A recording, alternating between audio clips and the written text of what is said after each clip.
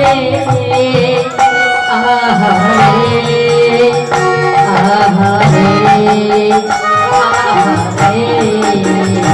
আহারে তোরা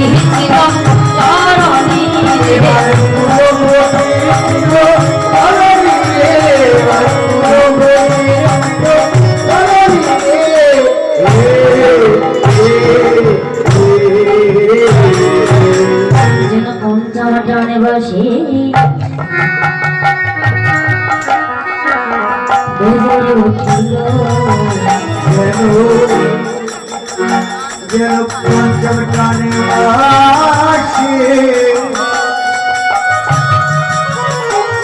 ওরে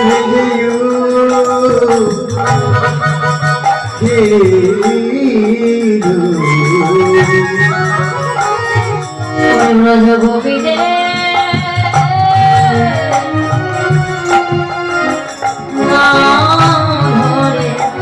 রমণীবাসী বেজে উঠিল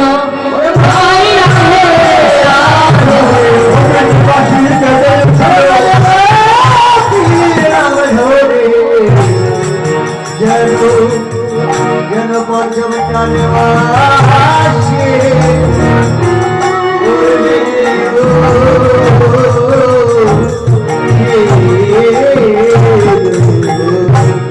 বাসি তো দেখেছেন বাবা, তাই না?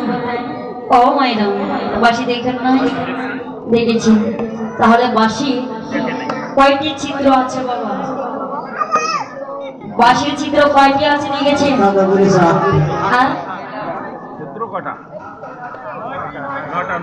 রাধে রাধে। 10টি বন্ধ আছে।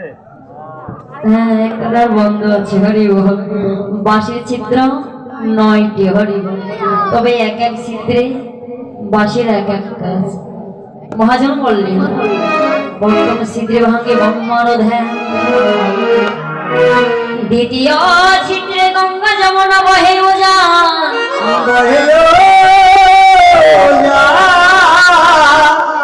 তৃতীয় ছিদ্রে গাভী বৎস উত্তমকে ধাই, আর চতুর ছিদ্রে ব্রজে ফোটে নানান জাতি ফুল, আর পঞ্চম ছিদ্রে ব্রজগোপী হারাইল কোল, ষষ্ঠ ছিদ্রে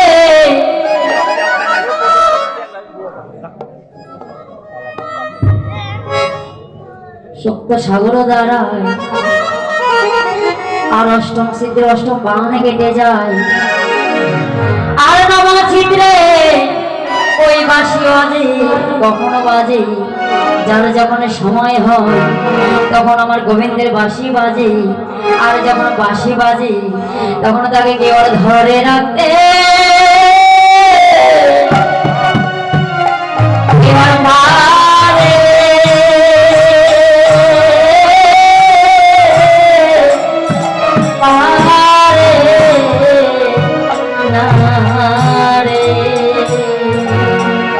ধরে রাখতে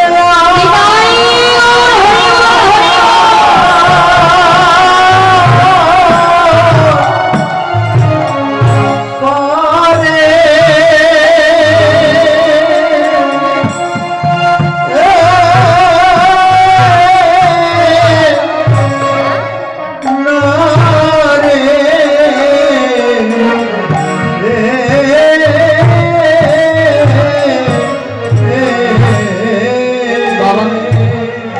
গোবিন্দ একবার যারা নাম ধরে বাঁশি বাজে সে কি আর ঘরে থাকতে পারে?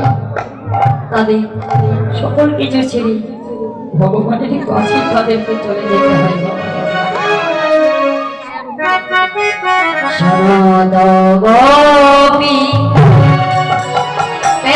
মহিরূপী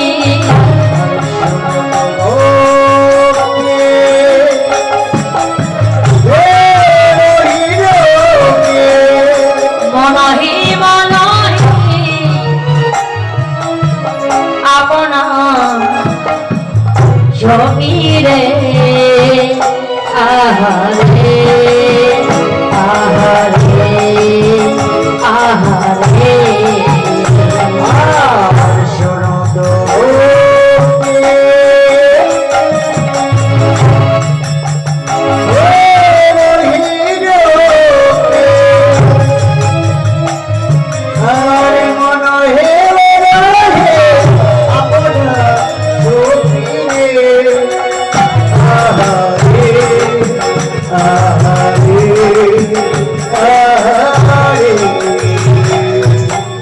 যেন মনে মনে তারা সপে দিল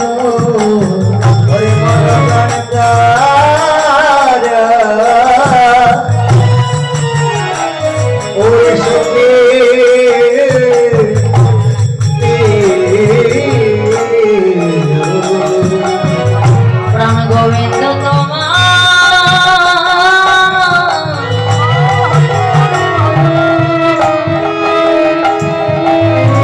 ভোলা বলে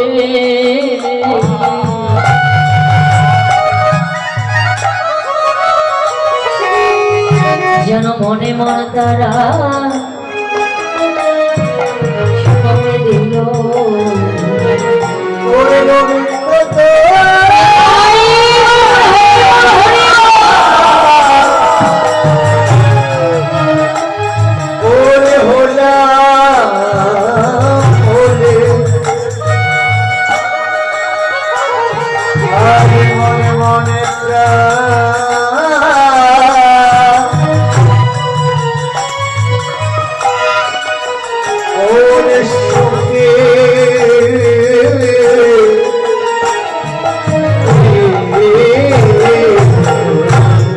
বাবা ভগবানের লীলা খেলা বোঝা বড় দায় গরিব। কেননা ভগবান এই মনোমুগ্ধকর রজনীতে এই বৃন্দাবনের মাঝে এত সচল গোপী থাকিতে যে গোপী পা দুটি পঙ্গ হাঁটতে পারে না, ভগবান এই মনোমুগ্ধকর রজনীতে সেই গোপীর নাম ধরে বাঁশি ধ্বনি করলেন।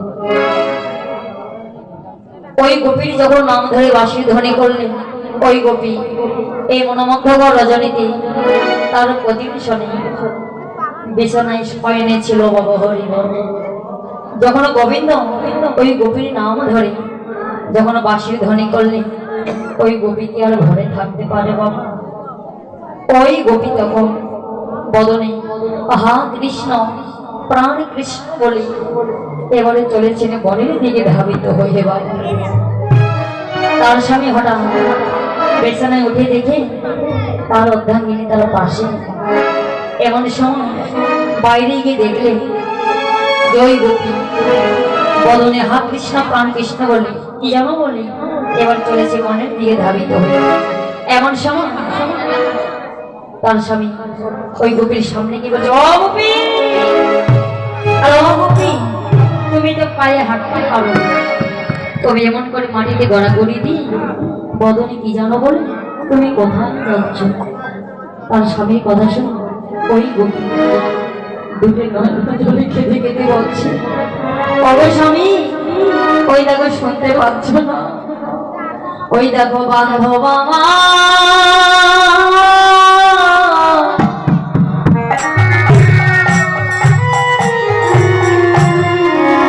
আমার ডাকি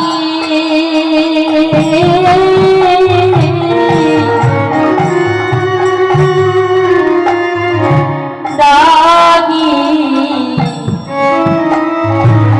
দেশে গো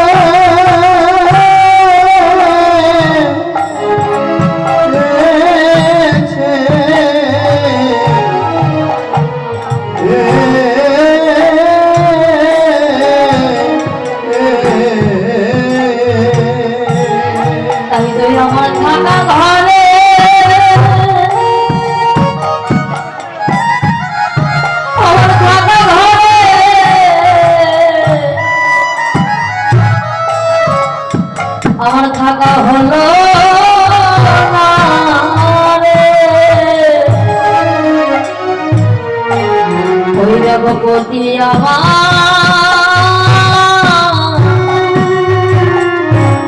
ডাকি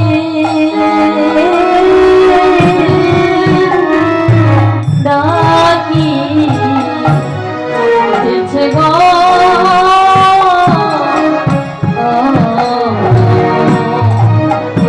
আমার থাকা ঘরে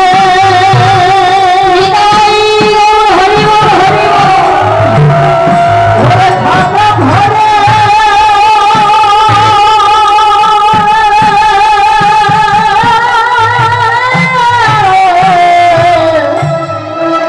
ওরে মন বসে না ওরে বন্ধ বাবা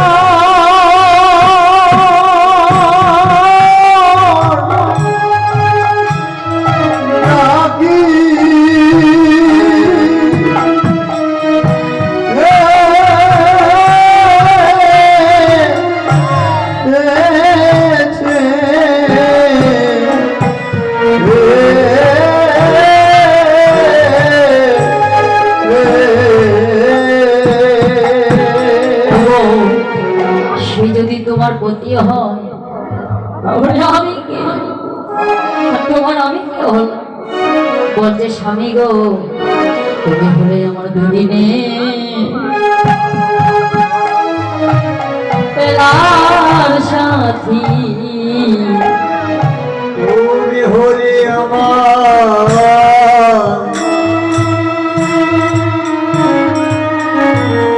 দুদিনের খেলার সাথে তাই তো খেলি আমরা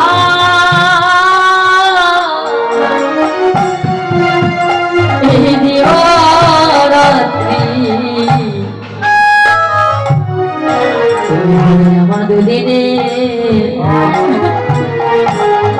পেলার সাথী ওরে খেলতাম খেলা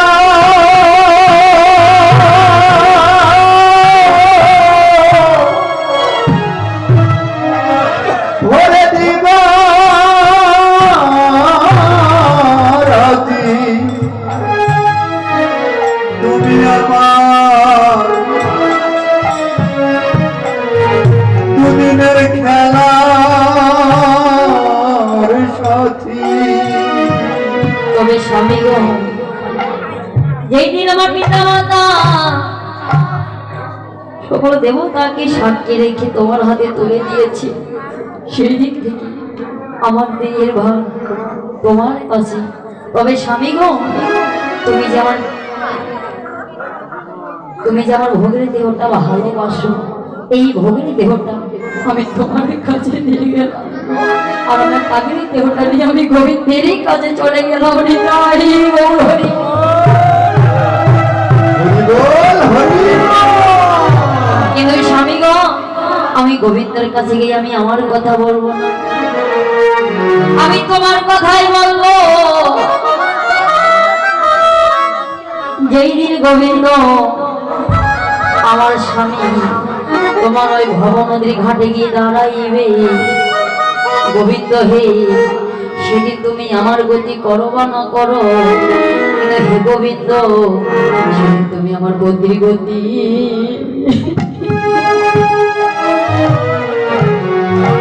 গোবিন্দ করে দিও।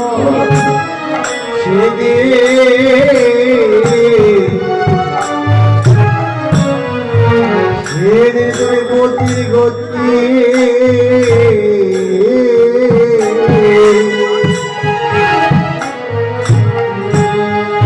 তুমি করে